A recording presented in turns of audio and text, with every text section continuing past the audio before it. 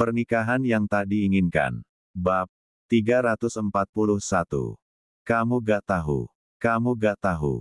Atau kamu sengaja tutup mata karena nyaman hidup dengan kepalsuan. Davian mendorong Yusuf ke dinding, tubuh sahabat sekamarnya itu terbanting lemah, tetapi sorot mata Davian tak menaruh belas kasihan sedikitpun. Aku titipkan Siva padamu, Yus. Aku percaya kamu akan lindungi dia kalau aku gak bisa. Tapi nyatanya, kamu diam. Kamu tahu, kamu dengar, kamu lihat, dan tetap diam. Davian menggeram, suaranya bergetar seperti retakan kaca sebelum pecah. Kamu bahkan bekerja sama dengan Nadia, suara Davian bergetar, tangannya menunjuk wajah Yusuf. Kamu pengkhianat. Lebih hina dari pelaku. Setidaknya mereka menyerang dari depan, tapi kamu menusuk dari belakang. Kamu tikam kepercayaan yang udah aku bangun dari nol, Yus. Yusuf menunduk, air mata bercampur darah mulai mengalir, tetapi Davian tak berhenti. Kamu tahu apa sakitnya, Yus? Sakit ketika orang yang kamu percayai sepenuh jiwa, justru orang yang paling pertama mematahkanmu tanpa suara. Davian mundur selangkah, dadanya naik turun. Kamu hancurkan satu hal paling berharga yang aku punya, Yusuf. Dan mulai malam ini, kamu bukan siapa-siapa lagi buatku. Sejenak ruangan hening. Hanya suara napas Davian yang masih berat, dan isakan tertahan dari Yusuf. Aku bisa jelaskan sama kamu, Dav. Aku gak. Aku tidak membutuhkan penjelasanmu, Yus. Sedikitpun, aku tidak butuh. Davian menunduk dan menatap lekat wajah lembam Yusuf. Persiapkan dirimu untuk hari bosok, kawan, bisiknya Davian dengan dingin, lalu bergegas mengambil ransel, laptop serta jaketnya, dan segera keluar dari asrama. 2. Sayang, Din yang baru saja pulang dari kantor, langsung tersenyum melihat anak dan istrinya sedang berada di ruang tengah. Azarin pun sontak berdiri, menatap dengan rasa bersalah karena tak menyambut sang suami di depan pintu. Mas, kok gak bilang pulang cepat? Sungut Azarin seraya mengambil tangan Din, lalu dicium dengan takzim. Din terkekeh kecil seraya mengusap kepala istrinya. Kalau Mas bilang, yang ada bumil cantik ini, malah nyambut kayak nyambut presiden. Tapi, kan, gak ada tapi, potong Din. Kamu istriku, bukan pelayan, bukan asisten pribadi yang harus menyambut atasannya. Lihat kamu duduk di sini, Mas udah senang banget. Tanpa rasa malu, Azarin berhambur memeluk Din seraya tersenyum diam-diam. Terima kasih, ya. Oh, ya, gimana hari ini? Capek gak? Tanya Din kemudian. Capek ngapain? Azarin melepaskan pelukannya, dan sedikit mendongak menatap suaminya. Aku cuma ke sekolah, main bareng anak-anak, pulang istirahat, nemenin Alina murotal. Udah itu aja. Dia sedikit berpikir, mengingat kembali kegiatannya seharian ini, dan memang tak ada yang aneh. Kenapa emangnya? Tanya Azarin lagi. Gak apa-apa, sayang. Mas hanya khawatir bumil cantik ini kecapean, dan nanti ujungnya bad mood. Kan gak lucu, kalau Mas nanya kenapa, terus Mas diminta mikirin sendiri, seloroh Din yang membuat Azarin refleks mencubit perut suaminya. Desis Azarin. Udah sana, mandi. Alih-alih merespons, Din justru menggeleng sambil tersenyum jenaka. Mas gak mau mandi kalau gak dimandiin, bisiknya nakal. Azarin tertawa kecil, meski wajahnya bersemu merah jambu. Tangannya refleks menepuk dada Din pelan. Mas jangan manja deh. Udah kayak anak-anak, gumamnya, malu-malu. Din kembali tertawa, ekspresinya begitu puas melihat reaksi manis dari istrinya. Yah, sekali-kali dimanjain istrinya sendiri gak boleh. Godanya lagi, bibirnya menyentuh pipi Azarin dengan cepat sebelum beranjak melepas jas kerjanya. Alina yang menyaksikan dari balik bonekanya hanya melirik sekilas, lalu kembali asyik dengan dunianya sendiri. Sementara Mbak Santi, pengasuh Alina, ikut tersenyum geli melihat kemesraan tuan dan nyonya rumah. Azarin menarik napas panjang. Ada hangat yang menjalari hatinya. Ya udah, aku pamitan dulu sama Alina, ya, ucapnya lembut. Din menatap istrinya sebentar, lalu mengangguk. Mas duluan, iya. Nanti kamu nyusul. Sebelum masuk kamar, Din sekali lagi menoleh, dan dengan nada genit berkata, jangan lama-lama, aku udah nunggu. Azarin hanya tersenyum, lalu membalikkan badan menuju Alina dan Mbak Santi. Dia berpamitan pada Alina, gadis kecil itu hanya mengangguk pelan, terlalu fokus menyisir rambut bonekanya. Azarin tersenyum, mengusap lembut kepala putrinya sebelum melangkah ke arah kamar. Begitu masuk kamar, lampu sudah menyala temaram. Din sudah masuk kamar mandi, terdengar suara gemericik air dari balik pintu kaca. Azarin tak langsung menyusul. Dia berjalan ke arah lemari, mengambil baju ganti untuk Din dan dirinya, lalu meletakkannya di atas ranjang. Namun, suara notifikasi dari Nakas di samping ranjang menghentikan gerakannya. 3. Denting. Sekilas, hanya suara ponsel. Namun, entah kenapa, ada dorongan halus di hati Azarin untuk menoleh. Pandangannya jatuh ke layar ponsel Din yang menyala, tanpa kunci, seperti biasanya.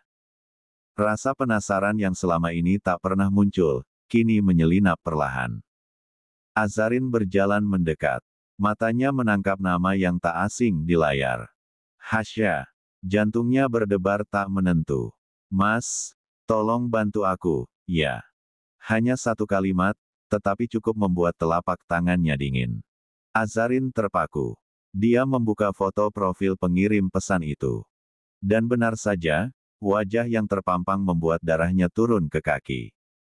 Hasya. Sahabat lamanya. Teman seperjuangan saat dia masih menjadi istri jenderal. Namun, setelah dia menikah dengan Din dia sudah tak lagi berkomunikasi dengan Hasya. Kenapa sekarang muncul di ponsel suamiku? Bisik Azarin pada dirinya sendiri, pelan, Getty. Pikirannya berkecamuk. Mencoba mencari penjelasan yang masuk akal.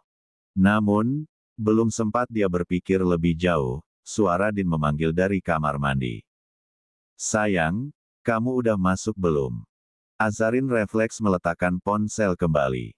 Iya, Mas. Bentar lagi, sahutnya cepat. Namun, hatinya sudah tidak tenang. Detak jantungnya berdegup lebih cepat dari biasanya, seperti ada sesuatu yang tidak dia pahami sepenuhnya, dan dia benci perasaan itu. Perasaan curiga, resah, dan takut akan kenyataan yang mungkin jauh lebih menyakitkan daripada dugaannya. Dia menarik napas panjang, mencoba menenangkan diri. Ini bisa saja bukan apa-apa. Mungkin hanya teman lama yang butuh bantuan. Namun, tetap saja mengapa tidak menghubunginya langsung. Mengapa justru ke Din? Langkahnya sedikit melambat saat berjalan ke kamar mandi. Dia mengetuk pintu pelan sambil berkata, Mas aku masuk, ya. Azarin terdiam sejenak di ambang pintu kamar mandi. Kehangatan uap air dan aroma lembut lavender menyeruak memenuhi ruangan. Pandangannya tertumbuk pada Din yang berdiri di samping bathtub, hanya mengenakan handuk putih yang dililit rendah di pinggang. Tubuhnya basah oleh sisa air, namun sorot matanya lembut, terlalu lembut untuk pria yang baru saja membuat hati Azarin mengerut penasaran. Mas, ucap Azarin pelan, seolah ingin menegaskan keberadaannya. Din menoleh, dan tanpa banyak bicara, dia berjalan pelan mendekati Azarin. Tangannya yang hangat dan kokoh langsung menyentuh pinggang Azarin, lalu turun sedikit, mengelus perut buncit istrinya yang kini memasuki trimester keempat kehamilan. Perut Bumil makin besar, ya, bisiknya seraya mengecup pelan dahi Azarin, hari ini Mas yang manjain kamu. Gak boleh nolak. Azarin tertahan. Jantungnya berdebar aneh. Ucapan Din, sentuhannya, aroma terapi di udara, semuanya terlalu sempurna. Terlalu menenangkan, padahal pikirannya masih riuh oleh satu nama, Hasya. Mas serius mau mandiin aku? Tanyanya pelan, antara malu dan mencoba tetap tenang. Din mengangguk, dan senyumnya begitu tulus. Kamu selalu mandiin Alina, sekarang giliran kamu yang dimanjain. Lagi pula, kapan lagi aku bisa punya kesempatan mandiin dua perempuan kesayanganku? Satu kecil, satu besar, ujarnya menggoda sambil mencubit pelan pipi Azarin. Azarin pun tertawa kecil, meski jauh di dalam dadanya, ada sesuatu yang terasa tak beres. Dia membiarkan Din membantunya melepas gamis, dan perlahan memasuki bathtub hangat yang sudah siap. Airnya memeluk tubuhnya dengan kehangatan menyenangkan. Din ikut duduk di tepi bathtub, meraih gayung dan menyiramkan air pelan ke bahu Azarin, lalu menggosok tubuh istrinya dengan sabun beraroma. 4. Kamu tahu gak, sayang, ucap Din dengan suara rendah yang nyaris seperti bisikan. Tiap malam Mas pulang, lihat kamu dan Alina, rasanya kayak pulang ke surga. Azarin tersenyum kecil, tak ingin menghancurkan suasana. Mas bisa aja, lebay. Din terkekeh, namun pandangannya tidak main-main. Serius. Kadang aku mikir, apa yang Mas lakukan sampai Allah kasih hadiah sebesar ini, istri sabar, anak manis, dan... Tangannya menyentuh perut Azarin dengan lembut. Dua calon malaikat kecil lagi. Azarin menunduk sedikit, merasakan gelembung hangat yang bukan dari air, melainkan dari sesuatu yang mengambang di dadanya. Bahagia, iya. Namun, juga gelisah, dan dia belum tahu bagaimana menempatkan semuanya dalam logika yang tenang. Sementara Din kembali melanjutkan. Mas gak pernah minta apa-apa sama Allah selain satu, jaga kamu dan anak-anak kita. Karena kalau kamu hancur, Mas juga pasti ikut runtuh. Azarin kembali tersenyum, matanya mulai berkaca-kaca. Mas, jangan ngomong kayak gitu. Aku kan jadi pengin nangis. Din menyentuh pipinya yang basah bukan karena air, melainkan air mata tipis yang tak mampu ditahan. Nangisnya jangan karena sedih, tapi karena bahagia. Kita udah jalan jauh banget, sayang. Kamu inget gak dulu waktu pertama kali aku ngajak kamu nikah? Kamu ragu setengah mati. Azarin mengangguk pelan. Iya. Tapi sekarang aku gak pernah sesekalipun nyesel. Din mengecup keningnya, lama, dan membiarkannya bernapas dalam dekapan sunyi yang hangat. Azarin terus berusaha mengusir pikiran tentang Hasya. Mungkin benar, ini soal hukum. Mungkin Hasya sedang terdesak, dan hanya Din yang bisa diandalkan. Bukankah Din memang selalu membantu orang?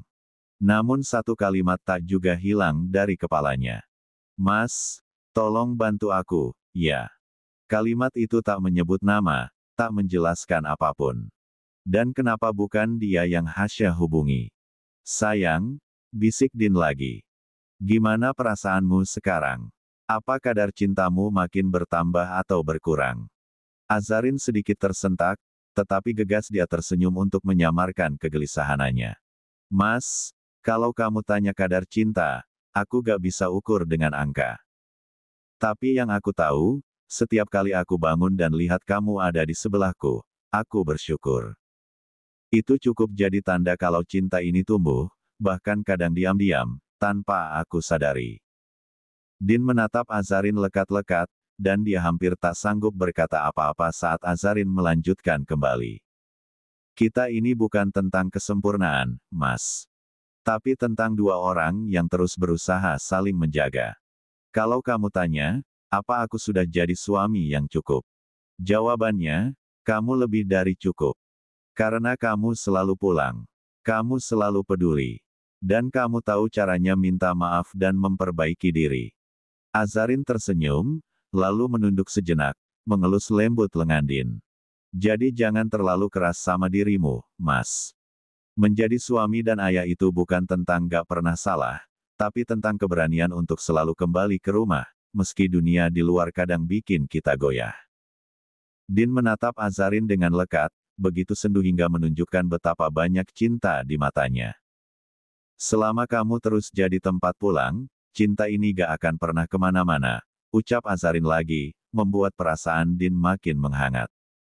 Setelah mandi, suasana kamar menjadi lebih tenang. Lampu kamar menyala lembut, dan hawa wangi dari sabun aromaterapi masih tersisa samar di udara.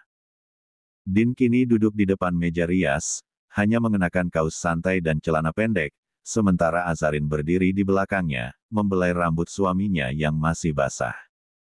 5. Dengan penuh kelembutan, Azarin menyisir rambut Din, lalu menyalakan hairdryer dan mulai mengeringkannya dengan perlahan. Jemarinya bergerak begitu lembut, membuat Din nyaris memejamkan mata karena nyaman.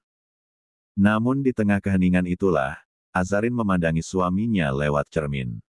Tatapannya dalam, tak sekadar memandang tampilan luar, melainkan menyelami seluruh getar yang mungkin tak terucap. "Mas," bisiknya sambil memiringkan kepala sedikit. "Aku tahu kamu capek, tapi boleh aku tanya sesuatu?" Din membuka matanya dan tersenyum di cermin. "Apa, sayang?" Azarin menelan ludah perlahan, mencoba menyembunyikan keresahan yang sejak tadi ia pendam. "Di kantor, ada masalah. Maksudku, pekerjaan Mas hari ini, semuanya baik-baik saja." Din sempat diam. Tatapannya di cermin menyorot sedikit ragu, seolah sedang menimbang jawaban. Beberapa detik itu cukup bagi Azarin untuk menyadari bahwa ada jeda, dan jeda itu bukan karena Din tak mendengar, melainkan karena Din sedang memilih kata. Akhirnya, Din mengangguk pelan. "Semua baik-baik aja, sayang. Pekerjaan ya, seperti biasa. Masih harus sidang dengan beberapa klien. Tapi gak ada yang berat-berat banget kok," jawabnya, terdengar ringan namun terlalu rapi, dan terlalu aman. Azarin hanya mengangguk pelan, meski hatinya belum sepenuhnya percaya. Namun, dia tidak ingin memaksa. Dia tahu, kadang butuh waktu untuk seorang lelaki mau terbuka sepenuhnya. "Kalau Mas butuh cerita, aku di sini." "Ya," ucap Azarin, suaranya tetap hangat. Din menoleh sebentar dan menggenggam tangan istrinya. "Aku tahu, sayang. Kamu tempat pulang terbaikku." Azarin membalas genggaman itu dengan senyum kecil. Meski pikirannya masih mengambang pada Hasya. Di tengah momen intim saat Azarin menyisir rambut Din dengan penuh kelembutan, tiba-tiba Din mengerjapkan mata seolah baru teringat sesuatu. Dia menegakkan badan, menoleh sedikit ke arah cermin dan berkata lirih namun jelas. "Sayang, besok aku harus ke Surabaya. Ada pertemuan penting sama klien." Seketika tangan Azarin yang tengah menyisir pun melambat. Senyumnya mengendur, dan untuk sepersekian detik, matanya menatap cermin tanpa fokus. "Oh," gumamnya pelan. Lalu dengan suara yang dijaga tetap lembut, dia bertanya, "Boleh aku ikut?" Din yang sedang duduk di kursi meja rias langsung memutar tubuhnya, kini menghadap Azarin secara penuh. Sorot matanya menunjukkan keraguan, tetapi juga kasih sayang yang nyata. "Jangan." "Iya," ujarnya pelan seraya menggenggam tangan Azarin. "Kamu lagi hamil sekarang. Kasihan, nanti kecapean. Kamu ingat waktu kita pulang dari Semarang, kan? Kamu sampai pucat dan lemas waktu itu." Azarin hanya menatap wajah suaminya dengan diam. Tidak menjawab, tidak juga mengangguk. Wajahnya tampak tenang, tetapi Din bisa membaca ada semburat kecewa di sana. Sehalus apapun Azarin menyembunyikannya, tak bisa luput dari mata seorang suami yang mencintainya. Din menghela napas, lalu mencoba menjelaskan lebih lanjut. "Aku ke sana juga bukan jalan-jalan, sayang. Ada pembahasan berat dengan klien. Aku khawatir malah kamu kelamaan nunggu dan makin lelah." Azarin masih diam. Tangan yang tadi menyisir rambut kini hanya menggenggam ujung sisir. Melihat itu, Din pun meraih kedua tangan istrinya dan mengecupnya pelan. "Begini aja, nanti aku atur waktu. Kita cari tempat bagus buat liburan. Gak usah Surabaya, bisa yang lebih tenang. Yang penting kita bisa nikmatin waktu berdua, bertiga malah," ujarnya sambil menatap perut Azarin yang mulai membuncit, lalu tersenyum. Azarin akhirnya tersenyum juga, meski masih samar. "Tapi kamu harus janji, gak terlalu sibuk sampai lupa ngabarin aku," ucapnya pelan, menahan perasaan. 6. Din mengangguk cepat, mencium tangan istrinya sekali lagi. "Janji. Kamu juga jangan galau. Kalau rindu, tinggal video call. Nanti aku kabarin terus." Azarin mengangguk pelan. Namun di balik senyum yang dia coba pertahankan, hatinya tetap dihantui tanya, jika memang hanya pekerjaan, kenapa wajah Din tadi sempat ragu saat menjawab. Apa yang sebenarnya Din sembunyikan? Soal Hasya. Tak ingin banyak berkata lagi, Azarin lantas berpamitan untuk menemui Alina, sekaligus menyiapkan makan malam. Dia tak akan menjelaskan keresahan hatinya soal Hasya, tetapi dia tetap berharap Din menjelaskan tanpa diminta. Malam itu mendadak sunyi, sejak Davian meninggalkan asrama. Yusuf terduduk di ujung tempat tidur. Hidungnya masih berdarah tipis, dan sudut bibirnya pecah. Namun, bukan itu yang membuatnya limbung, melainkan kalimat Davian yang bergema berkali-kali di benaknya. Kamu nusuk aku dari belakang. Tangannya gemetar saat mengusap darah di bawah hidung. Napasnya belum stabil, matanya berkaca-kaca, bukan karena sakit, tetapi karena rasa kehilangan. Kamu gak tahu semuanya, gumamnya. Dav. Dia lalu meraih laci meja kecil di sisi ranjangnya. Di dalamnya, tersembunyi amplop lusuh, rapat dan dilakban. Amplop itu berisi salinan rekaman suara, fotokopi transkrip chat, dan satu flash disk kecil berwarna hitam. Semua itu, sudah lama dia simpan. Benda-benda itu bukan hanya bukti, tetapi juga beban. Yusuf menatapnya dengan pandangan yang campur aduk, takut, marah, sedih, dan pasrah. Aku gak pernah dukung Nadia, aku cuma dijebak. Mereka bilang kalau aku buka suara, aku bakal dikirim pulang, dicoret dari kampus. Aku bakal dihancurin. Suaranya bergetar, seolah bicara pada dirinya sendiri. Dia menunduk dalam-dalam. Tapi mungkin Davian benar, diamku lebih menyakitkan dari pengkhianatan. Sejenak dia menghela napas berat, lalu nekat Yusuf mengambil ponselnya. Tangannya mengetik sebuah pesan panjang, dan mengirimkannya. Sementara di luar asrama, Davian melangkah cepat, ransel di punggung, pikirannya penuh dia strategi dan kemarahan. Dia baru saja keluar dari kampus, hendak menuju satu tempat penting untuk menyerahkan bukti pada seorang jurnalis independen. Namun, ponselnya bergetar. Satu notifikasi masuk, Ari Yusuf. Ada yang harus kamu tahu, aku punya bukti soal Nadia dan siapa yang mendanai semua ini.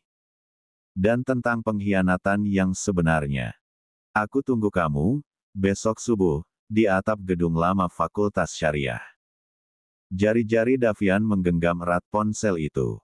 Matanya membaca pesan itu berulang kali, namun wajahnya sama sekali tak menunjukkan antusias. Tak ada lagi ruang untuk keraguan, tak ada lagi niat untuk kembali percaya. Bagi Davian, Yusuf sudah terlambat. Sudah cukup, gumamnya pelan. Suaranya nyaris tak terdengar, namun nadanya penuh tekad. Kamu sudah memilih diam saat semuanya butuh suara. Davian memasukkan kembali ponselnya ke saku, lalu menoleh ke kanan. Di seberang jalan, seorang pria tengah duduk di atas motor, helm separuh dikenakan. Wartawan lokal, orang yang tak mengenal takut, dan tak mengenal belas kasihan saat menyuarakan kebenaran. Davian mendekat. Naikkan beritanya. Besok harus jadi headline. Tanpa sensor. Tanpa penundaan. Dia menyelipkan amplop coklat ke dalam tas sang jurnalis. Nama korban sudah aku samarkan. Tapi wajah pelaku, biarkan publik mengenal mereka. Sang jurnalis mengangguk. Tanpa basa-basi, motor itu pun melaju dan lenyap ke tikungan. 7 malam. Davian berdiri beberapa saat. Menatap langit kota yang kelam dan menggantung berat. Besok pagi, semuanya akan terbakar. Malam itu, bukannya kembali ke asrama, Davian justru memilih berjalan kaki menuju sebuah penginapan sederhana di ujung kota tua. Dia tak ingin kembali. Bukan hanya karena amarahnya pada Yusuf, tetapi dia ingin melihat kehebohan berita itu di luar sana besok pagi hanya tinggal hitungan jam. Pagi itu, kampus Al-Azhar bukan lagi sekadar tempat ilmu dan peradaban, tetapi menjadi pusat badai kebenaran yang akhirnya meledak setelah sekian lama tertahan. Suasana berubah drastis sejak matahari terbit. Biasanya hanya suara azan subuh yang menggema dari masjid kampus, tetapi pagi ini, suara itu tenggelam oleh notifikasi beruntun, percakapan panik, dan langkah-langkah tergesa para mahasiswa. Di depan layar-layar ponsel mereka, wajah-wajah para tokoh kampus terpampang jelas. Mahmud H. Al-Karni, si wajah religius yang selama ini diagung-agungkan sebagai simbol moral kampus. Abdurrahman Azam, orator lantang yang berdiri paling depan saat aksi solidaritas kemanusiaan. Tarik Salim, yang dikenal adil dalam sidang akademik simulasi. Nabil Amir, pemimpin tahfiz yang sering mengisi mimbar kampus dengan suara lembut penuh hikmah. Dan Faruk Adin, pemimpin geng Sabab Mustakil yang disegani dan ditakuti, kini terkuak sebagai predator berseragam mahasiswa. Dan di antara nama-nama pria itu, satu nama wanita muncul mengejutkan semua orang. Nadia. Wajah cantik dan santun yang dikenal aktif di banyak forum, sekretaris organisasi yang dikagumi karena ketenangannya. Kini dituduh menjadi pelindung dalam senyap, penyambung dalam gelap, dan pengkhianat bagi sesama perempuan. Astagfirullah, Nadia. Gak mungkin, dia tuh kayak malaikat. Lihat ini. Ada fotonya sama Faruk, sama Mahmud. Gila, ini nyata semua. Ini hasil visum. Ini suara rekaman Rukaya. Gak bisa dibilang fitnah lagi. Itu ada mahasiswa baru, yang sekarang dirawat. Ya Allah, ini bukan hoaks. Forum kampus meledak. Grup Telegram organisasi sibuk dengan forward link berita. Gedung fakultas-fakultas penuh bisik-bisik. Sejumlah mahasiswa bahkan berkumpul di depan rektorat, mendesak agar para pelaku segera dicopot dan diproses secara hukum. Di sisi lain kampus, Nadia terduduk di pojok kamar asramanya, wajahnya pucat pasi. Ponselnya berdering tak henti. Grup forum organisasi sudah mengeluarkannya. Para teman satu angkatan mengirimkan pesan. Kamu terlibat ya? Bahkan ada yang langsung memaki. Nadia berteriak histeris, menendang kursi, menangis di lantai sambil mencakar wajahnya sendiri. Enggak, ini semua salah. Ini semua fitnah. Aku gak seperti itu. Aku gak kayak gitu. Teriaknya, suaranya menggema di kamar asrama yang sunyi. Tangannya gemetar saat menekan nama Yusuf. Angkat, angkat, Yusuf. Kamu janji akan menutup mulut, bisiknya dengan suara parau. Namun, sambungan terputus. 1 kali, 2 kali, hingga 5 kali. Tetap tak bisa dihubungi. Dan itu membuat Nadia makin panik. Di saat yang sama, tiba-tiba ponselnya berdering, dia pikir Yusuf yang menghubunginya, tetapi begitu melihat nama Davian, napas Nadia seolah berhenti sejenak, matanya melebar. Tanpa buang waktu dia langsung menggeser layar ponselnya. 8. Dav. Aku bisa jelaskan. Aku gak terlibat. Sumpah demi Allah, aku dijebak. Aku gak tahu apa-apa. Davian terkekeh, tetapi terdengar dingin dan mengerikan. Yakin kamu? Walahi, Davi. Bukan aku. Aku dijebak. Dijebak. Suara Davian menggema lirih namun tajam. Lantas bagaimana dengan para korban yang kamu jebak sendiri? Dengan tanganmu sendiri. Dengan hatimu yang mati itu. Nadia terdiam. Tubuhnya membeku, tangannya gemetar. Kamu pikir aku gak tahu soal kartu identitas yang kamu ambil secara diam-diam. Lalu kamu buatkan surat untuk menjebak korban agar datang ke tempat yang sudah kamu sepakati dengan para pelaku, dan sekarang kamu bilang, kamu dijebak. Napas Nadia tercekat, sampai dia tak mampu mengatakan apapun lagi. Saya tidak bodoh, Nadia. Kamu menjual para korban demi uang, kan? Davian berhenti sejenak. Lalu dengan suara berat, dia berkata, dan korban terakhir adalah Siva. Wanita yang saya titipkan padamu, dan Yusuf. Dan saat itu kamu dan Yusuf yang membawanya ke rumah sakit, berpura-pura sedih di depanku. Ternyata kalian semua pelakunya, Nadia. Teriak Davian yang terdengar menyakitkan. Apakah Siva menyakitimu? Atau kamu memang ingin dia dihancurkan juga, seperti yang kamu lakukan pada Rukaya dan korban lainnya? Nadia menggeleng meski tak ada yang bisa melihat. Bukan aku, Dav. Aku gak. Demi uang, kamu jual mahasiswa baru. Demi reputasi, kamu bisukan mulut mereka satu persatu. Suara Davian semakin naik. Di mana hati nuranimu, Nadia? Nadia memejamkan mata, tubuhnya lunglai. Namun, suara Davian terus menghujam. Kau perempuan, Nadia. Kau seharusnya tahu bagaimana rasanya dipandang rendah, disentuh tanpa izin, dihakimi dunia karena pakaian atau diamnya. Tapi apa yang kamu lakukan? Kamu bantu para binatang itu menjatuhkan perempuan lain. Napas Nadia tercekat. Air matanya menetes deras, tangisnya pecah. Namun, Davian belum selesai. Bisakah kamu tidur setiap malam? Bisa kamu makan enak saat para korbanmu berjuang dengan ketakutan dan trauma hebat? Sementara kamu hidup nyaman dari uang yang mereka bayar untuk menutup mulutmu. Bibir Nadia hendak terbuka, ingin membela diri, namun seketika suara Davian terdengar menggema di ponselnya. Di mana hati nuranimu, Nadia? Di mana hati nuranimu SAATRUKIAYYA dikeluarkan pihak kampus? Di mana kau berada, Nadia? Tertawa bahagia bersama para pelaku? Atau menikmati uang haram itu? Nadia tersentak, hingga tanpa sadar ponselnya terlepas dari tangan, jatuh ke lantai. Hening sejenak.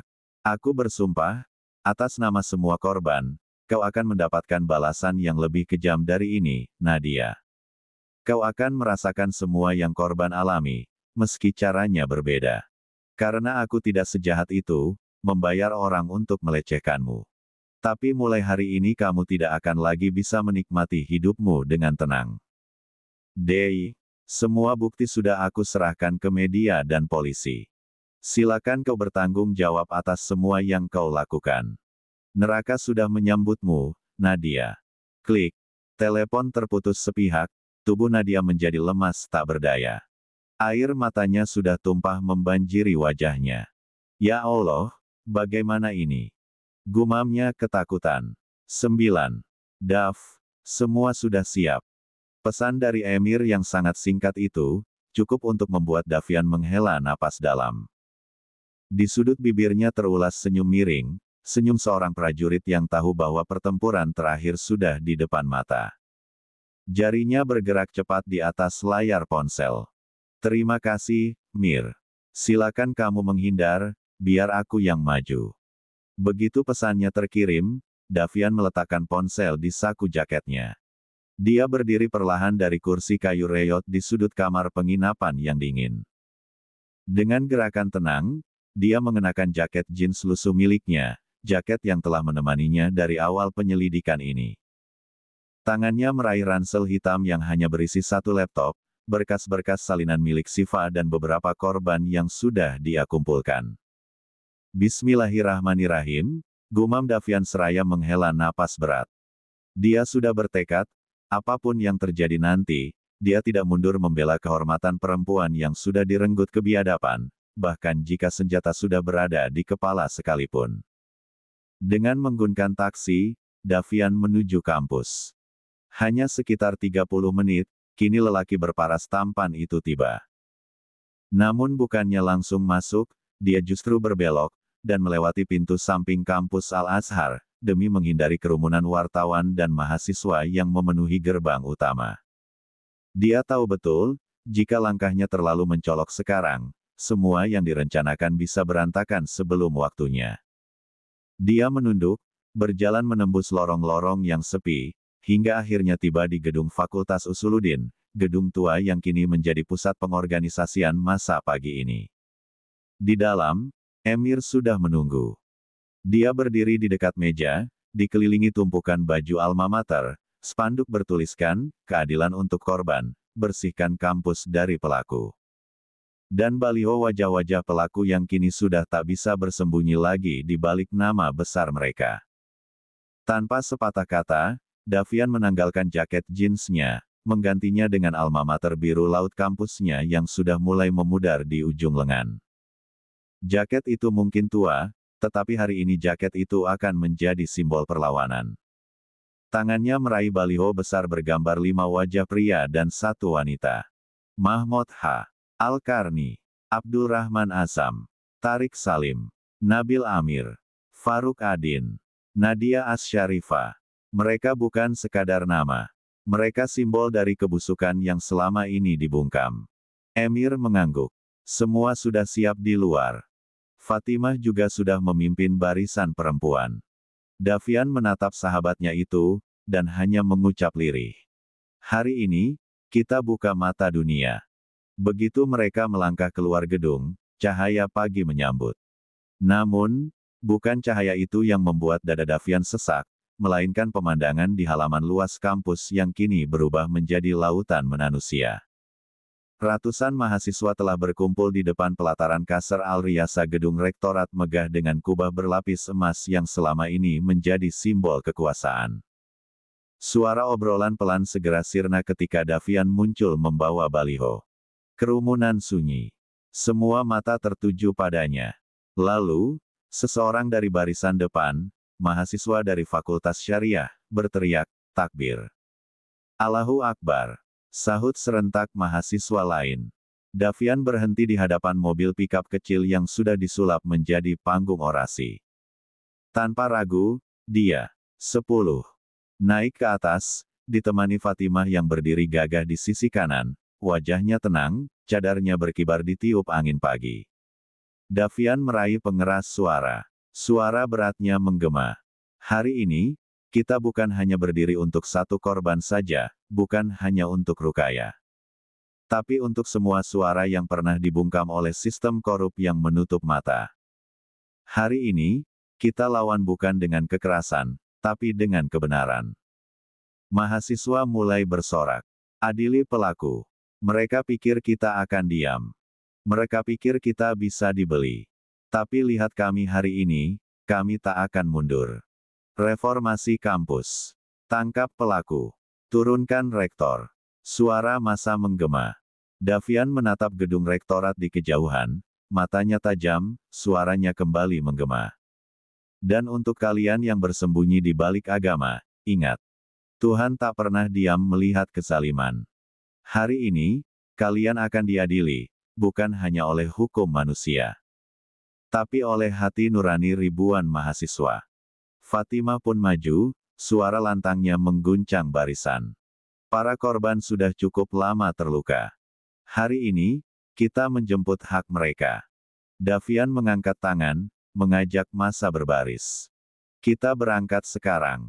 Mobil mulai bergerak perlahan, diikuti gelombang mahasiswa yang beriringan di belakang. Dari kejauhan, sirine polisi mulai terdengar. Wartawan mulai berdatangan. Namun, tak ada yang lebih nyaring dari suara mahasiswa yang telah muak. Keadilan. Keadilan. Turunkan rektor. Tangkap pelaku. Halaman Kasr Al-Riyasa, gedung rektorat Universitas Al-Azhar berubah menjadi lautan manusia.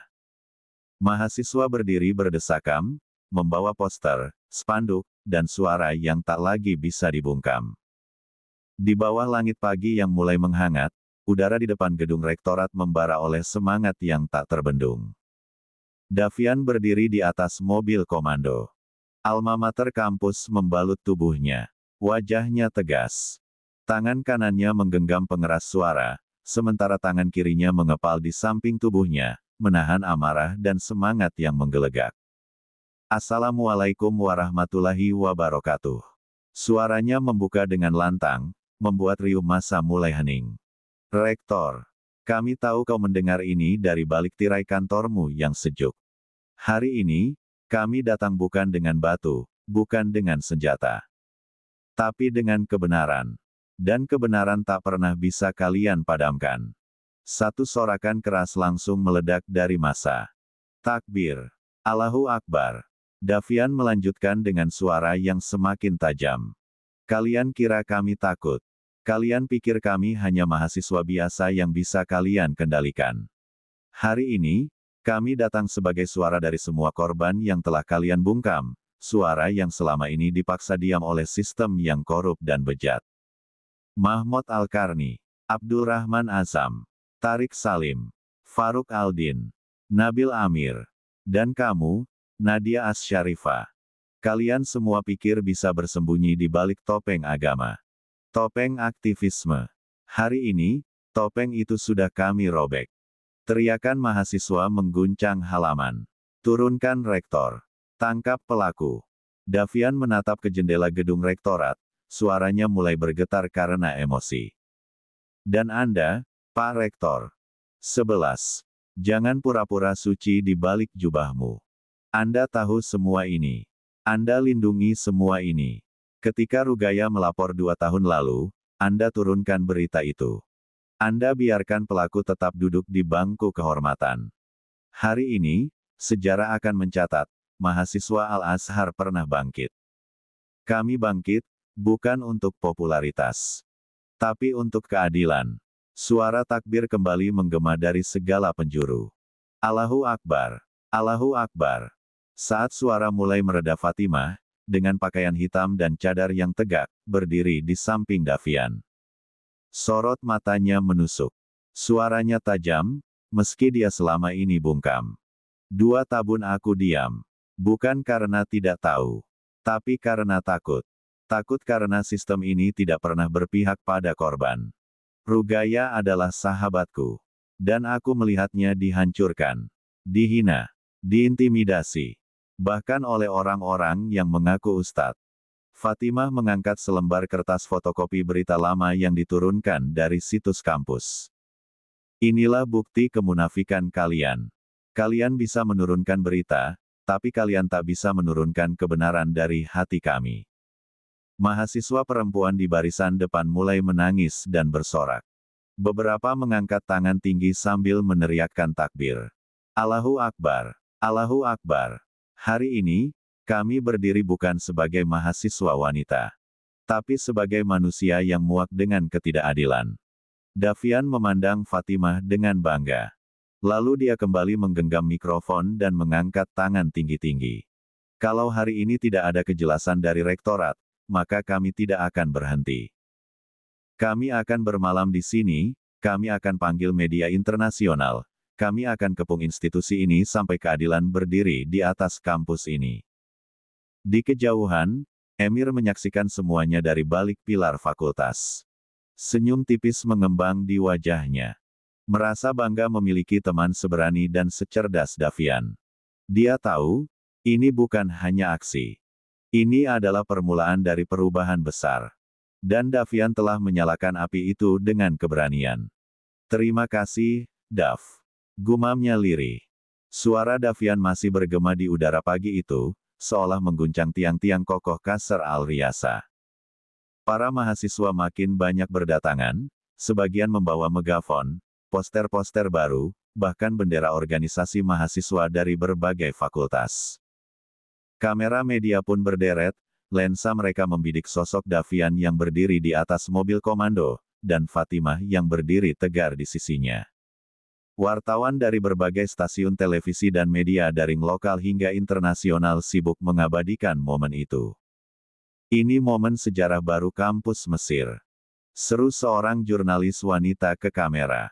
Sosok Davian dan Fatimah kini menjadi simbol perlawanan mahasiswa terhadap kekuasaan yang zalim. Sementara itu, drone milik stasiun berita melayang di atas kerumunan massa. Gambar udara menunjukkan lautan mahasiswa dari seluruh penjuru universitas mulai memadati area depan rektorat. Davian kembali menggenggam pengeras suara.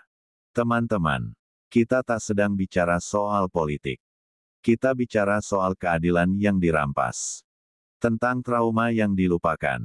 Tentang suara perempuan yang dicabut di atas nama kehormatan palsu. Kita ingin pelaku ditangkap. Kita ingin rektor bertanggung jawab. Kita ingin sistem yang bersih. Hari ini, bukan soal keberanian saya atau Fatimah, tapi ini tentang kita semua. Takbir. Seru mahasiswa di bawah. Allahu Akbar. 12. Tiba-tiba, keributan kecil terdengar dari sisi kanan barisan. Beberapa pria bertubuh besar dengan alma mater organisasi lain mulai meneriakkan kata-kata provokatif. Cukup. Ini aib kampus. Jangan rusak nama baik institusi kita. Beberapa dari mereka mulai mendorong barisan mahasiswa perempuan, memicu desakan dan ketegangan. Davian langsung menurunkan mikrofon, lalu meneriakkan. Jangan terprovokasi. Jangan terjebak. Kita datang dengan damai. Kita datang untuk keadilan, bukan kekerasan. Fatimah, dengan cepat ikut menenangkan barisan mahasiswi. Jika mereka menggunakan kekerasan, kita jawab dengan keteguhan. Jangan takut. Allah bersama orang-orang yang tertindas. Polisi yang baru datang beberapa mobil pun, mulai turun tangan, namun langkah mereka tertahan ketika dari pintu utama gedung rektorat, sebuah rombongan berpakaian resmi akhirnya muncul. Salah satu dari mereka, pria bertubuh besar dengan jubah resmi kampus, melangkah maju. Sorotan kamera langsung mengarah padanya. Dia memegang map hitam di tangan dan memasang wajah yang berusaha terlihat tenang meski gugup. Kami, mewakili pihak rektorat, akan menerima perwakilan mahasiswa untuk berdiskusi dan mencari jalan tengah. Sorakan langsung membahana. Namun Davian tak langsung menanggapi. Dia menatap Fatimah, lalu memandang ke arah massa. Suara Davian terdengar tenang tapi mengandung tekanan. Diskusi. Setelah 2 tahun membungkam suara Rugaya. Setelah kalian lindungi pelaku. Setelah kalian biarkan korban-korban terjerat trauma tanpa bantuan satupun dari institusi ini. Kami tidak mau diskusi di ruangan tertutup. Kami ingin pengakuan publik. Kami ingin rektor turun langsung menemui kami. Turunkan rektor. Turunkan rektor. Tangkap pelaku. Tangkap pelaku. Teriakan mahasiswa menggema, semakin keras dan solid. Media terus menyorot, bahkan breaking news dari layar ponsel-ponsel wartawan menunjukkan. Mahasiswa Al-Azhar tuntut rektor mundur. Tuntut penangkapan ketua organisasi. Sementara itu, di sisi lain kampus yang mulai gaduh dengan teriakan massa, seorang wanita bercadar berjalan tergesa di antara lorong-lorong asrama wanita. Langkahnya cepat, namun gelisah. Sepasang mata di balik kain hitam itu terus menoleh ke kiri dan kanan. Setiap bisik dan tatapan membuatnya menggigil. Hari ini bukan pagi biasa. Setelah tadi dibombardir pesan, dicaci di forum, dan dicoret dari organisasi, dia tahu hidupnya di kampus ini telah berakhir. Dan yang paling dia takutkan, informasi Davian sudah turun langsung ke lapangan sampai di telinganya. Ya Allah, aku harus cepat pergi dari sini, gumam Nadia dalam hati. Dia hampir mencapai gerbang kecil di sisi utara, ketika sebuah tangan kasar mencengkeram pergelangan tangannya dari balik bayangan. Nadia terperanjat, menoleh cepat. Napasnya tercekat. Kamu pikir kamu bisa kabur? Suara itu terdengar dingin, tajam, dan tak asing. Dia menoleh dengan cepat, dan benar saja, yang menariknya saat ini adalah Yusuf. Seketika, Nadia panik, meronta, namun Yusuf menariknya makin kuat. Lepasin aku, Yusuf. Kamu gila. Namun Yusuf tak menjawab. Dengan gerakan cepat dan emosi yang membuncah, dia menyeret Nadia melalui tangga darurat, naik ke lantai atas gedung asrama yang sepi. Atap gedung. Tempat yang jarang disinggahi siapapun pagi-pagi begini. Angin dingin pagi menyambut tubuh mereka saat pintu besi terbuka. 13. Begitu tiba di atas, Yusuf melempar Nadia ke tembok pembatas, membuat wanita itu terhuyung. Cadar yang dia kenakan sempat bergeser, memperlihatkan sebagian wajahnya yang pucat dan penuh kecemasan. Apa kamu puas sekarang? Hah? Bentak Yusuf, matanya merah, nadanya mengguncang. Kamu tarik aku ke lubang neraka bareng kamu. Aku gak pernah maksa kamu ikut. Bentak Nadia membela diri. Yusuf menunjuk dada sendiri, suaranya pecah, seolah menahan tangis dan amarah. Aku tahu semua ini dari awal. Dan aku diam karena teman-teman sialanmu itu mengancam pendidikanku. Aku juga sampai mikir kamu korban. Tapi ternyata kamu lebih kejam dari para pelaku. Nadia menyeringai pahit. Oh, jadi sekarang kamu jadi pahlawan, Suf. Jangan lupa, kamu juga nikmati semua akses, semua perlindungan yang aku kasih. Tanpa aku, kamu bukan siapa-siapa di kampus ini. Yusuf melangkah mendekat, wajahnya berubah kelam. Aku lebih baik jadi bukan siapa-siapa, daripada jadi pengkhianat dan pembunuh karakter orang seperti kamu, Nat. Nadia tertawa miris, air matanya mengalir, tetapi bukan karena penyesalan. Aku cuma bertahan, Yusuf, aku hidup di sistem yang bejat. Kalau aku gak ikut, aku yang dimakan. Aku cuma cari selamat. Yusuf menggeleng, suara angin membuat jas alma maternya berkibar. Dia tampak begitu lelah, tidak hanya fisik, tetapi jiwanya runtuh. Bahkan jejak pukulan Davian semalam masih tampak jelas. Kalau aku bisa memutar waktu, aku lebih milih gak kenal kamu, Nat. Bahkan lebih baik aku gak pernah tahu kebenaran ini. Yusuf menegakkan tubuhnya, wajahnya mengeras, tak lagi menyisakan simpati. Jemarinya mengepal erat di sisi tubuhnya, dan matanya menatap tajam ke arah Nadia berdiri dengan jarak 1 meter di depannya. Aku gak akan biarkan kamu kabur dari ini semua, Nat, gumam Yusuf pelan, namun tegas. Cukup. Hari ini, semuanya harus selesai. Nadia sontak menoleh. Matanya membelalak. Apa maksud kamu? Suaranya serak. Yusuf melangkah cepat, menarik lengannya. Yusuf. Gila kamu. Mau kamu apain aku? Aku seret kamu ke depan Davian, dan ke semua mahasiswa yang kamu hianati, desis Yusuf. Biar semua orang tahu siapa kamu sebenarnya. Lepas. Gak bisa. Aku gak akan biarin kamu hancurin hidup aku. Teriak Nadia panik, mencakar lengannya, meronta keras. Kamu bukan siapa-siapa. Kamu gak berhak ngelakuin ini ke aku. Namun Yusuf sudah terlanjur membakar segala keraguan dalam dirinya. Dengan cengkeraman yang kuat, dia menarik Nadia paksa, menuruni tangga darurat menuju lantai dasar. Aku udah cukup berdosa nutupin semua ini, gumamnya di sela-sela langkah terburu. Aku lihat sendiri gimana Davian hancur, gimana dia nyalahin dirinya karena Siva mencaci korban. Dan kamu masih bisa tidur tenang setelah semua itu. Aku juga korban, Yusuf. Aku korban. Jerit Nadia. Mereka paksa aku. Mereka ancam aku. Kalau aku gak ikut, aku bisa dibunuh. Yusuf berhenti sejenak di ujung lorong.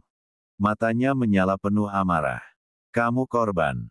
Korban gak menjebak korban lain. Korban gak ngasih nama-nama ke para pemangsa. Kamu itu bukan korban, Nat, kamu pelaku yang nyamar pakai topeng asihan. Tangannya kembali mencengkeram kuat lengan Nadia yang gemetar. Teriakan wanita itu memekik sepanjang koridor, membuat beberapa mahasiswa menoleh dari kejauhan. Kerumunan sudah terlihat. Ribuan mahasiswa mengepung halaman depan gedung Rektorat Al-Azhar, tempat orasi Davian terus menggema, dan Fatimah berdiri gagah di antara lautan massa. Poster-poster bertuliskan, tegakkan keadilan, hukum tanpa tebang pilih. Berkibar. 14. Wartawan sibuk memotret. Kamera siaran langsung menyala dari berbagai kanal. Dan saat itu, Yusuf muncul menyeret Nadia yang masih meronta, wajahnya sebagian terbuka, air matanya menetes tak tertahan, matanya liar, suaranya parau penuh makian. Lepas, Yusuf. Kamu gila. Kamu pengkhianat. Suasana kerumunan langsung pecah. Sorak-sorai mahasiswa berubah menjadi bisik-bisik tajam. Semua mata mengarah pada mereka. Davian yang baru turun dari mobil orasi menatap tajam ke arah dua sosok itu. Yusuf berhenti tepat di depan Davian. Napasnya berat, wajahnya merah oleh emosi dan rasa bersalah. Dav, aku minta maaf, ucapnya serak. Ini orang yang selama ini kamu percaya. Aku juga bersalah, karena aku tahu, tapi aku takut. Davian menatap Yusuf, lalu mengalihkan pandangan ke Nadia yang kini berdiri lemas, matanya menatap semua orang, dan jatuh terduduk di tanah, ditelan malu, dan bayang-bayang dari kebusukan yang akhirnya terbongkar. Bawa dia ke depan massa, ujar Davian datar, tak ada lagi panagan iba, sebagaimana Nadia adalah teman yang dia percaya. Biarkan seluruh mahasiswa di sini menyaksikan sosok di balik wajah cantik dan polos selama ini dia tunjukkan.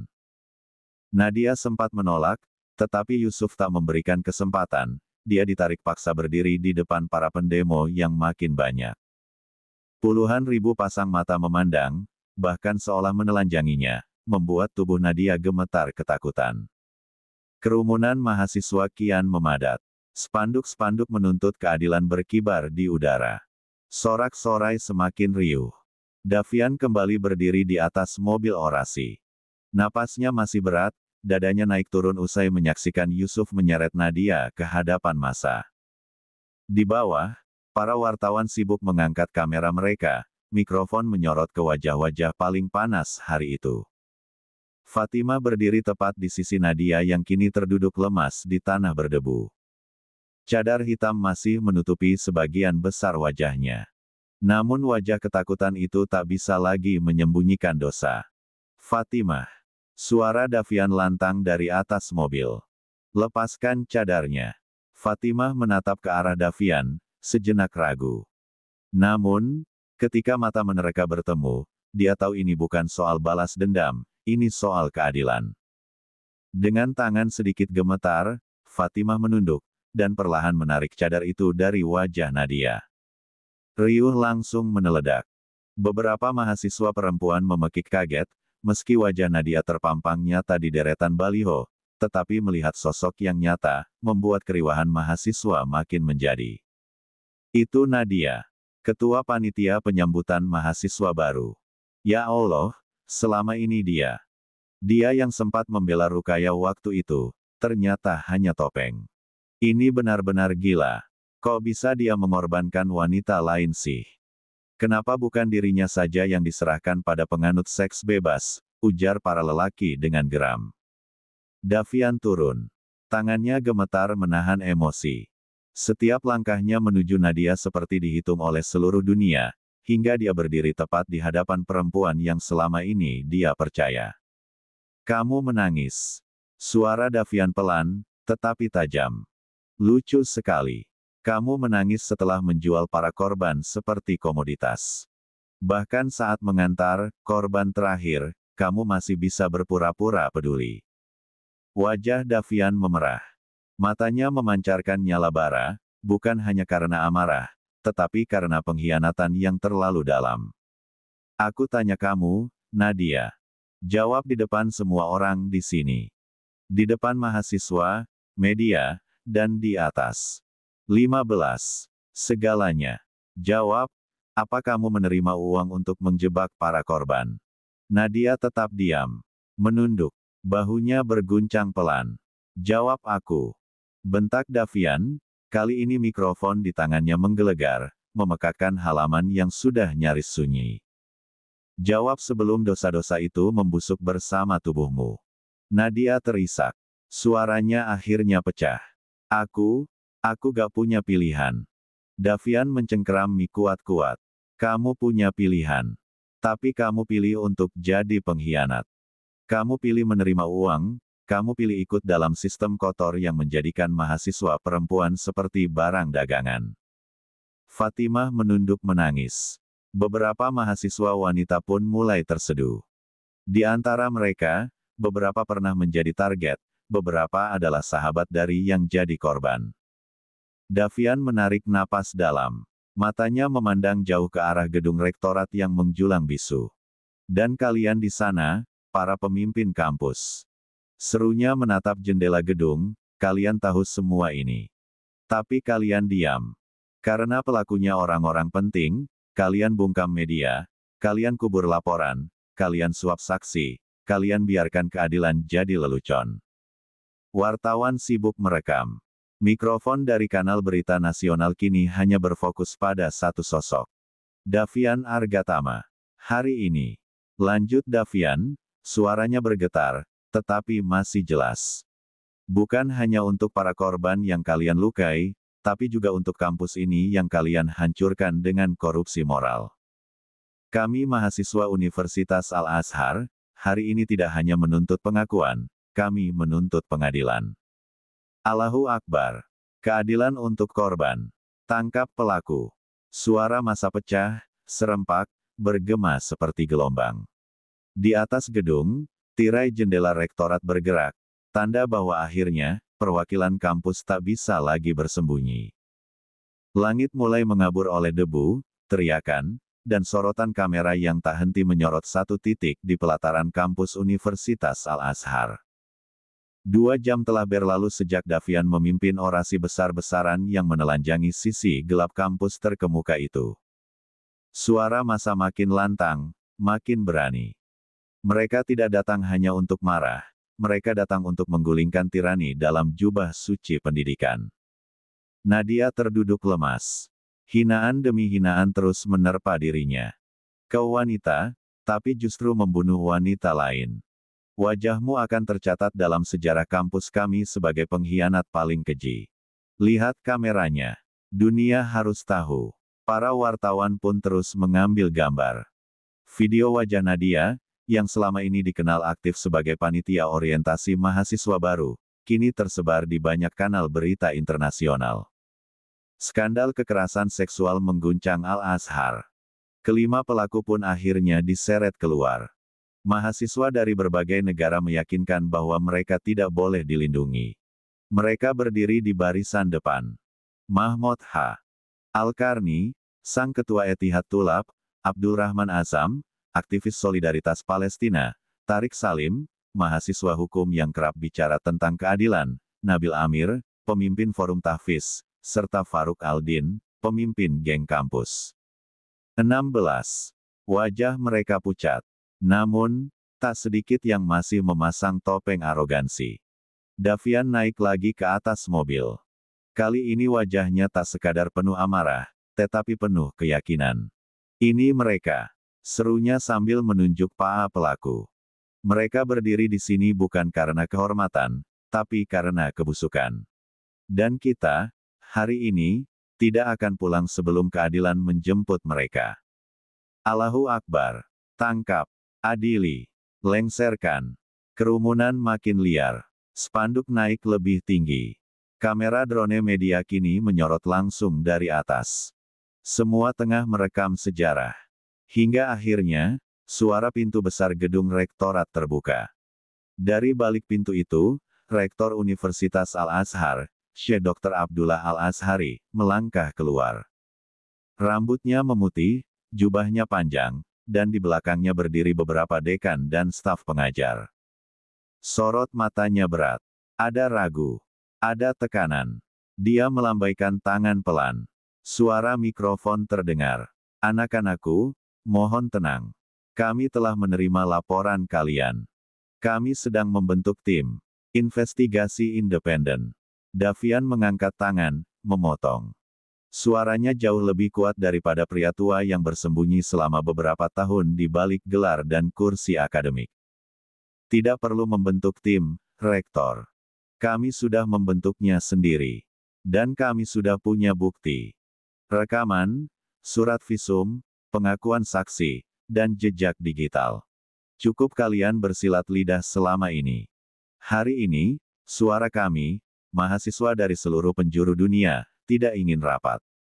Tidak ingin formalitas. Kami ingin keadilan.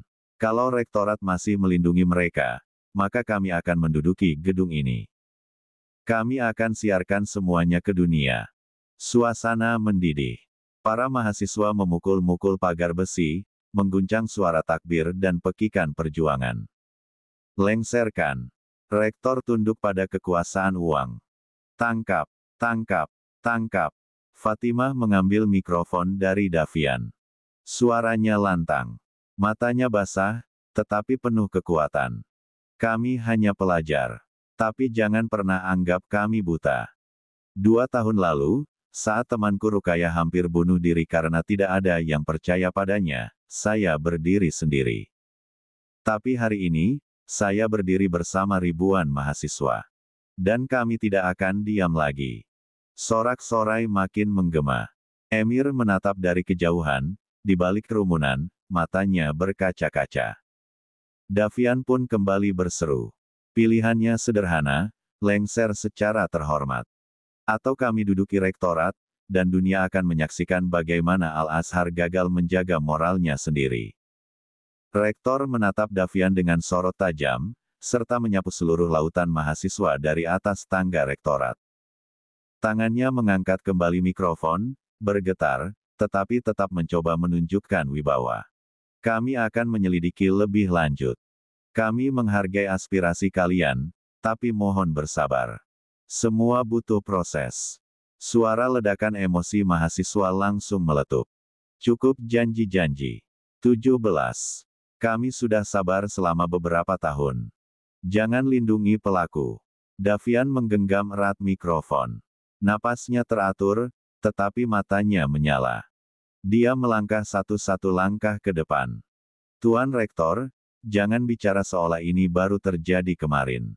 Kami bukan anak kecil yang bisa kau bodohi dengan proses. Ini bukan pertama kali kalian bungkam suara korban. Bukti sudah di tangan kami. Dunia sudah tahu. Hari ini bukan soal sabar, ini soal moral. Dan kalau Anda tetap menolak, maka kami akan memanggil dunia internasional untuk ikut mengadili. Ini kampus, bukan kerajaan tua. Tiba-tiba, seorang petugas keamanan kampus mendekat. Dia menarik satu spanduk dari tangan mahasiswa, dengan kasar. Lalu mendorong salah satu mahasiswa wanita yang berdiri di pagar depan. Kesalahan fatal itu, mahasiswa sontak bergerak. Teriakan membelah udara. Beberapa orang mencoba maju membela. Kericuhan pun pecah. Tangan saling dorong. Kamera media menyorot setiap detik. Jangan sentuh perempuan kami. Tindakan represif. Tindakan represif. Kampus ini bukan penjara. Davian langsung turun dari mobil. Dengan cepat dia berdiri di antara mahasiswa dan keamanan. Tahan. Tahan semuanya. Jangan terpancing. Jangan beri mereka alasan untuk membungkam kita lagi. Fatima pun berdiri di atas mobil pickup. Teriaknya keras dan tegas, tangannya menunjuk ke arah rektor dan para staf. Lihatlah. Bahkan di hadapan bukti dan suara kami, mereka masih memilih kekerasan. Apakah ini wajah keadilan kalian? Tiba-tiba salah satu jurnalis internasional, dari BBC Arabic, angkat suara dan mewawancarai Davian secara live. Apakah Anda pemimpin mahasiswa di balik aksi ini? Apa tuntutan Anda kepada pihak rektorat? Davian mengangguk, wajahnya tenang tapi suara tajam. Kami menuntut satu hal, keadilan. Untuk korban yang dibungkam. Untuk mahasiswa yang dijual. Untuk teman-teman kami yang terluka karena sistem yang korup. Dan jika keadilan tidak datang hari ini, maka kami akan membuat sejarah yang tidak akan pernah mereka bisa hapus. Rektor pun mulai panik. Dia menarik salah satu staf, berbisik, kamera menangkap. Davian melihat itu, lalu mengangkat mikrofon lagi. Bapak Rektor, satu-satunya cara untuk menyelamatkan sisa kehormatan Anda adalah lengser. Di sini. Sekarang. Jangan paksakan kami untuk mengunci pintu gedung dan duduk di lantai sampai dunia ikut turun tangan. Teriakan mahasiswa kembali pecah. Lengser. Lengser. Lengser. Bukan musyawarah. Tapi pengunduran diri. Tangkap pelaku. Copot rektor. Bentrokan kecil tadi menyulut api yang lebih besar. Media internasional sudah menayangkan siaran langsung. Tagar-tagar Justice for Ugaya dan tagar Al-Azhar skandal sudah viral. Berapa banyak dari kalian yang percaya bahwa kebenaran bisa dikubur oleh jabatan? Teriak Davian kembali. Dia sudah bertekad tidak akan berhenti barang sedikit pun. 18.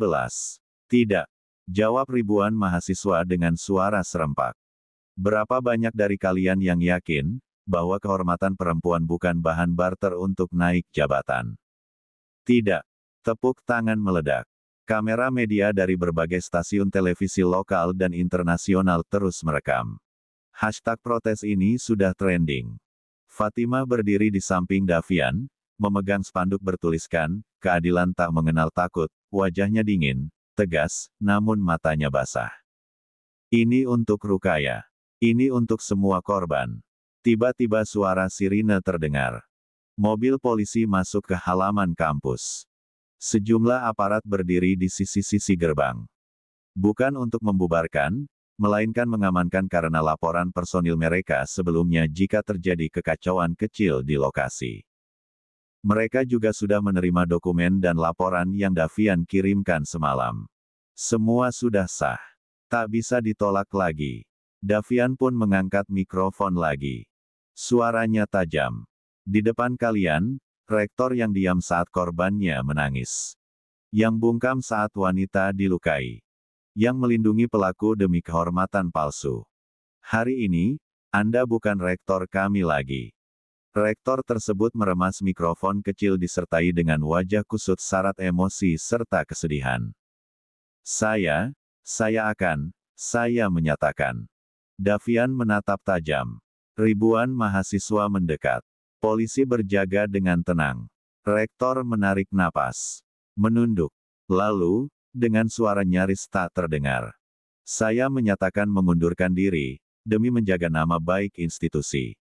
Hening sejenak, sebelum akhirnya gegap gempita pecah. Tepuk tangan, tangisan, sorakan, pelukan. Bendera-bendera dikibarkan tinggi. Mahasiswa dari Nigeria, Malaysia, Indonesia, Mesir, Sudan, semua berbaur. Di tengah-tengah, Davian mengangkat tangan ke udara. Hari ini kita menang, tapi perjuangan belum selesai. Karena keadilan, harus terus dijaga, bukan ditunggu. Setelah rektor menyatakan pengunduran dirinya, lalu kembali masuk ke dalam gedung rektorat yang kini tak lagi menjadi benteng perlindungan bagi mereka yang salah. Sorot kamera media terus memburunya. Namun dia menolak menjawab satu pun pertanyaan. Apakah Anda sengaja menutup kasus ini, Tuan Rektor? Apa benar Anda melindungi pelaku karena mereka bagian dari organisasi kampus? Mengapa baru sekarang Anda bersuara? Sudah berapa korban yang tak mendapatkan keadilan? Tak ada jawaban. Hanya punggung yang membisu dan pintu yang tertutup rapat. Hening sejenak, sebelum suara berat dari speaker kembali memecah udara. Davian berdiri dengan tubuh tegap, menggenggam mikrofon. Lalu, dia menekan tombol di ponselnya. Aku tak pernah ingin semua ini terjadi. Tapi aku perempuan, dan dunia terlalu sering membungkam kami. Ketika aku bicara, mereka menutup telinga. Ketika aku menangis, mereka menyalahkanku. Tapi aku tidak akan diam lagi. Aku ingin keadilan, meski harus kubayar dengan ketakutan.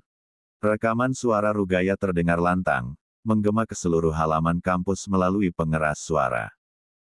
Kamera-kamera media langsung menyorot ke arah Davian, sebagian wartawan menangis mendengar suara getir itu.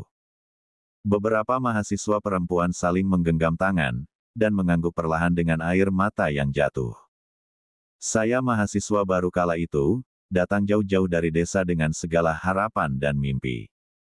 Saya diterima lewat jalur beasiswa. Hari itu, setelah masa perkenalan mahasiswa baru, saya kehilangan kartu identitas kampus. 19. Saya panik.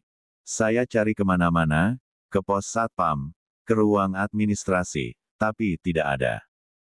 Saya bahkan sampai menangis di toilet kampus. Kartu itu penting, tanpa itu saya tak bisa ikut kelas atau akses beasiswa. Suara Rugaya berhenti sejenak. Terdengar helaan napas yang berat dari rekaman itu. Lalu, beberapa hari kemudian, saya dapat surat. Tanpa nama, tanpa tanda tangan. Isinya mengatakan bahwa kartu saya ditemukan, dan diminta untuk menemuinya di sebuah tempat. Saya yang polos dan penuh harapan, datang tanpa pikir panjang. Tapi yang saya dapatkan, bukan kartu. Bukan pertolongan. Tapi, kegelapan. Beberapa mahasiswa wanita di kerumunan mulai menangis. Ada yang menunduk, ada yang meremas jilbabnya sendiri. Di tengah kerumunan, Fatimah memejamkan mata, menahan gejolak perih di dadanya. Saya dilecehkan. Dilecehkan oleh orang yang bahkan saya tak tahu namanya. Semua terjadi begitu cepat. Setelahnya, saya lapor. Saya datangi bagian kampus. Tapi bukan perlindungan yang saya dapat, saya diancam. Beasiswa saya akan dicabut. Nama saya akan dibekukan. Saya dianggap penggoda. Suara Rugaya mulai pecah. Rekaman itu nyaris terganggu oleh isak tangisnya yang tertahan. Saya stres. Saya frustasi. Saya dipermalukan. Tidak ada yang mendengar. Tidak satu pun. Bahkan gosip yang tersebar, saya wanita penggoda yang ingin menjatuhkan mahasiswa berprestasi. Tapi 1 bulan setelahnya, saya baru tahu, Nadia. Dialah dalangnya. Dialah yang menyembunyikan kartu saya. Dialah yang memuluskan semua jebakan itu. Dia senior. Dia wanita. Tapi dia tidak berbelas kasih. Davian yang berdiri di atas mobil bak terbuka, menggenggam mikrofon erat-erat. Rahangnya mengeras, namun air matanya tetap jatuh, cepat-cepat dia seka. Sementara rekaman terus berlanjut. Mereka memilih korban dari desa. Mereka tahu kami tak paham sistem. Mereka tahu kami takut kehilangan beasiswa. Mereka tahu kami akan diam karena merasa tak punya daya. Tapi hari ini, saya bersuara. Saya ingin nama saya dibersihkan. Saya korban. Saya bukan pelaku. Saya Rugaya Khalil, dan saya tidak akan diam lagi. Hening. Tidak ada yang bergerak. Tidak ada yang bersuara. Kecuali isak tangis yang pelan, tetapi nyata dari para mahasiswi. Davian akhirnya angkat bicara lagi, nadanya dalam dan bergetar. Kita dengar sendiri. Mereka tidak hanya merusak tubuh korban, tapi juga menghancurkan mimpi. Membunuh harga diri. Hari ini, cukup. Hari ini kita semua menjadi suara bagi mereka yang pernah dibungkam. Hari ini, kampus ini punya nyawa. Dan nyawa itu adalah kebenaran. Suara sorak mulai menggema kembali, perlahan tapi pasti. Allahu Akbar. Keadilan untuk Rugaya. Hidup korban. Hidup mahasiswa. Media pun terus mengambil gambar Davian, mengarahkan mikrofon ke arahnya, namun kali ini bukan untuk memburu sensasi, tapi untuk mencatat sejarah. Sementara itu, para pelaku, 5 pria dan 1 wanita, diseret satu persatu ke dalam mobil tahanan. Nadia, terus meronta sambil memaki dan menangis. Aku dijebak. Kalian semua gak tahu apa-apa. Teriaknya histeris. Tapi tak ada satupun yang menggubris. Tak ada lagi tempat untuk sandiwara. Davian kembali berbicara, suaranya meredam segala kegaduhan. Kita bukan pahlawan. Kita hanya manusia yang menolak diam. Karena ketidakadilan tidak butuh alasan untuk dilawan. Dia hanya butuh keberanian. Sementara Fatimah berdiri di belakangnya, menggenggam erat bendera kecil kampus dengan mata berkaca-kaca. Sebagian wartawan mengarahkan mikrofon ke Davian, tetapi dia hanya menatap ke langit, seolah berbicara kepada mereka yang tak bisa hadir. 20. Ini untukmu, Rugaya. Ini untukmu, Siva, dan korban lainnya. Sorakan kembali meledak. Allahu Akbar. Allahu Akbar. Dan ketika mobil polisi yang membawa Nadia dan kelima pelaku menghilang di kejauhan, langkah Davian goyah. Dia lalu turun dari mobil orasi, melangkah perlahan ke sisi jalan, dan di sana, dia melakukan sujud syukur. Namun tak ada suara. Hanya bahunya yang bergetar, menahan tangis yang sejak tadi dia tahan mati-matian. Ini untukmu, Siva, mereka semua akan dihukum, bisiknya getir, hampir tak terdengar. Aku janji akan terus mencari keadilan untukmu. 21. Mas, aku pengen ikut, rengek Azarin lagi, matanya memelas memandangi Din yang tengah sibuk mengenakan jam tangan. Din hanya melirik sebentar, wajahnya cemberut. Dia menyelesaikan urusannya tanpa banyak bicara, lalu mendekat dan menatap istrinya yang kini memanyunkan bibir, sebal. Dengan senyum tipis, Din membelai lembut pipi bulat Azarin. Sayang, perjalanan kali ini jauh banget, loh, ujarnya pelan, mencoba membujuk. Namun, raut wajah Azarin tak juga berubah. Dia hanya menunduk, tangannya sibuk memilin ujung hijab yang menjuntai menutupi separuh tubuhnya. Din lalu menyentuh perut istrinya yang mulai membuncit. Kata dokter, kamu gak boleh terlalu sering jalan jauh. Kasihan dede bayi. Tapi aku mau ikut, Mas, gumam Azarin masih dengan nada merajuk, suaranya lirih, nyaris seperti anak kecil yang tak ingin ditinggal. Din menghela napas pelan, kemudian duduk di sisi Azarin. Ia meraih tangan istrinya dan menggenggamnya hangat. Sayang, ucapnya lembut, menatap wajah Azarin yang masih cemberut. Kalau kamu ikut, aku gak akan tenang. Perjalanan jauh, waktu tempuh panjang, belum lagi kamu harus duduk lama. Aku takut itu bikin kamu capek.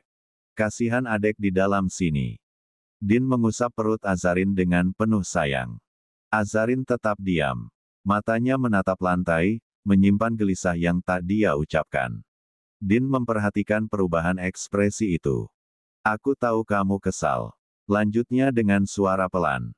Tapi bukan karena aku mau ninggalin kamu. Justru karena aku pengen kamu dan bayi kita dalam keadaan paling aman. Azarin lantas menggigit bibirnya pelan. Masih ada rasa sesak di dadanya. Rasa yang muncul sejak dia melihat nama Hasya muncul di layar ponsel Din malam tadi. Dia sudah mencoba menahan diri, dia tahu Din seorang pengacara. Bisa jadi Hasya memang hanya minta bantuan. Tapi, kenapa Din belum juga cerita? Mas, ucapnya pelan, mencoba menata kata. Kalau misalnya, ada hal penting, Mas bisa cerita ke aku, kan? Din mengernyit. Maksudnya,